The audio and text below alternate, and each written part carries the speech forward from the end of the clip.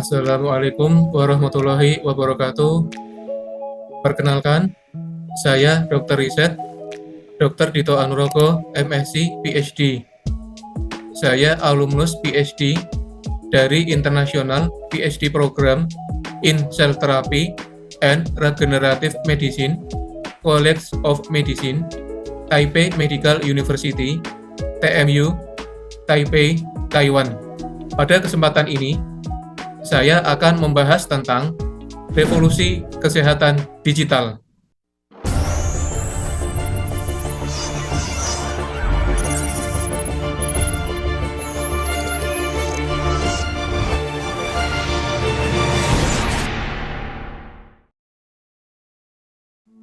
Dunia kesehatan sedang mengalami perubahan besar.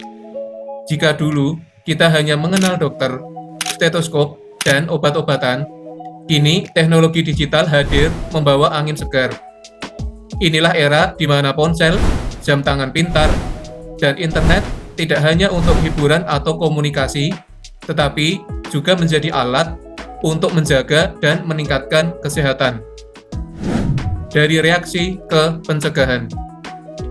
Selama ini, model layanan kesehatan seringkali bersifat reaktif. Kita baru pergi ke dokter ketika gejala penyakit sudah muncul. Kini, dengan bantuan teknologi, pendekatannya bergeser menjadi proaktif dan preventif. Berbagai perangkat dan aplikasi memungkinkan kita memantau kondisi kesehatan secara berkala, bahkan memprediksi potensi masalah kesehatan sebelum gejala muncul. Alat pelacak kebugaran, wearable device, seperti jam tangan pintar, dapat memantau detak jantung, kualitas tidur, dan tingkat aktivitas fisik. Data ini tidak hanya menjadi informasi bagi pengguna, tetapi juga dapat dianalisis untuk mendeteksi pola yang tidak normal. Misalnya, perubahan tertentu pada detak jantung bisa menjadi tanda peringatan dini untuk kondisi seperti atrial fibrillation, detak jantung tidak beraturan. Konsultasi dokter plus chat dari rumah. Telemedicine, konsultasi medis jarak jauh, adalah salah satu wujud nyata revolusi digital di kesehatan. Kini, untuk konsultasi dengan dokter spesialis, kita tidak selalu harus datang ke klinik atau rumah sakit. Cukup dengan ponsel dan koneksi internet, kita bisa terhubung dengan dokter dari mana saja.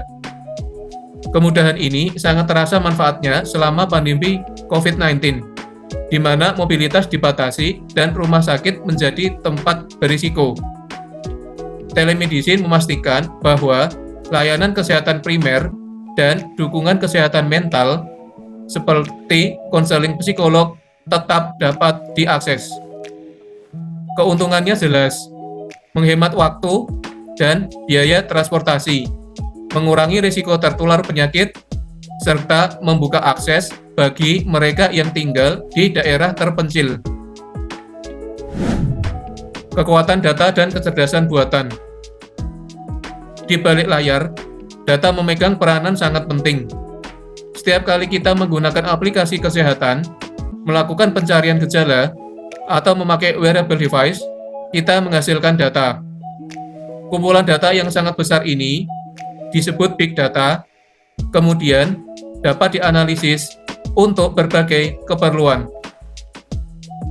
Disinilah peran kecerdasan buatan atau artificial intelligence dan pembelajaran mesin atau machine learning menjadi krusial. AI dapat menganalisis data medis seperti gambar sinar X, CT scan, atau MRI dengan kecepatan dan akurasi yang sangat tinggi. Algoritma AI dapat mendeteksi kelainan seperti tumor atau patah tulang yang mungkin terlewat oleh mata manusia. Ini tidak berarti menggantikan peran dokter radiologi, tetapi menjadi alat bantu yang sangat powerful untuk meningkatkan akurasi diagnosis. Dalam bidang pengobatan, data genetik seseorang dapat dianalisis untuk menciptakan pengobatan yang personal. Pendekatan yang dikenal sebagai personalized medicine ini memungkinkan dokter memberikan terapi yang paling cocok berdasarkan profil genetik pasien, sehingga hasil pengobatan lebih efektif dan efek samping dapat diminimalisir. Realitas virtual dan augmented untuk terapi. Teknologi imersif seperti realitas virtual atau VR dan realitas tertambah atau AR juga mulai digunakan dalam dunia kesehatan. VR yang membawa pengguna masuk ke dalam lingkungan digital dimanfaatkan untuk terapi psikologis. Misalnya, membantu penderita fobia menghadapi ketakutannya secara bertahap dalam lingkungan yang terkendali dan aman, atau sebagai alat relaksasi untuk mengalihkan perhatian pasien dari rasa sakit kronis. Sementara itu, augmented reality atau AR yang menambahkan elemen digital ke dunia nyata digunakan dalam bidang pendidikan kedokteran dan prosedur bedah. Calon dokter dapat berlatih operasi pada model anatomi digital, sementara dokter bedah dapat melihat informasi atau panduan penting yang diproyeksikan langsung ke bidang operasi, meningkatkan presisi selama tindakan. Pasien yang lebih berdaya. Salah satu dampak terbesar dari revolusi kesehatan digital adalah pemberdayaan pasien. Dulu, pengetahuan medis seolah hanya menjadi domain dokter dan tenaga kesehatan. Kini, informasi kesehatan dapat diakses dengan mudah oleh siapa saja melalui internet. Pasien modern, sering disebut e-pasien, menjadi lebih aktif dalam perjalanan kesehatannya sendiri. Mereka datang ke konsultasi dengan informasi yang telah mereka pelajari, bertanya dengan lebih kritis, dan terlibat dalam pengambilan keputusan tentang perawatan mereka. Rekam medis elektronik atau electronic health records memungkinkan pasien mengakses data kesehatannya sendiri, melacak riwayat pengobatan, dan memastikan kontinuitas perawatan meski berganti dokter atau fasilitas kesehatan. Komunitas kesehatan online juga tumbuh subur. Di sini, pasien dengan kondisi medis serupa dapat saling berbagi pengalaman, memberikan dukungan emosional, dan bertukar informasi. Hal ini sangat berharga, terutama bagi penderita penyakit langka atau kronis. Tantangan di balik kemajuan.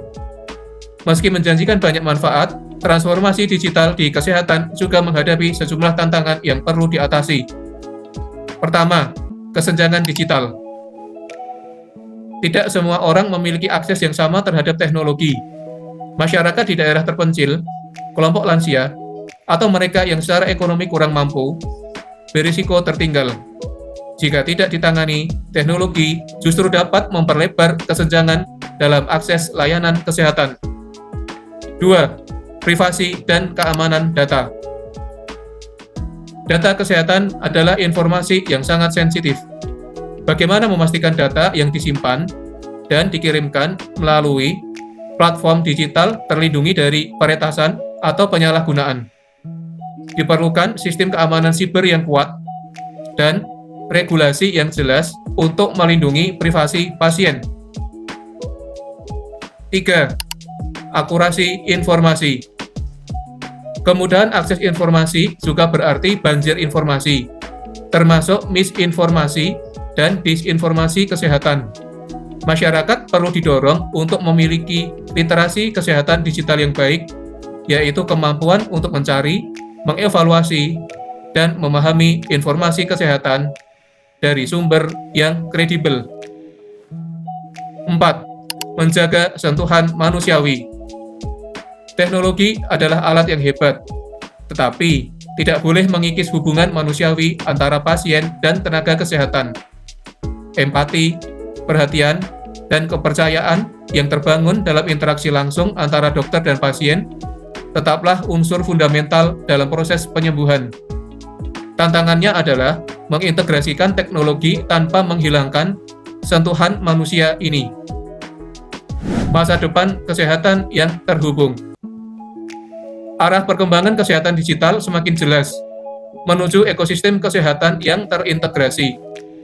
Wearable device, aplikasi kesehatan, rekam medis elektronik, dan platform telemedicine akan saling terhubung, menciptakan gambaran kesehatan seseorang yang holistik dan real-time.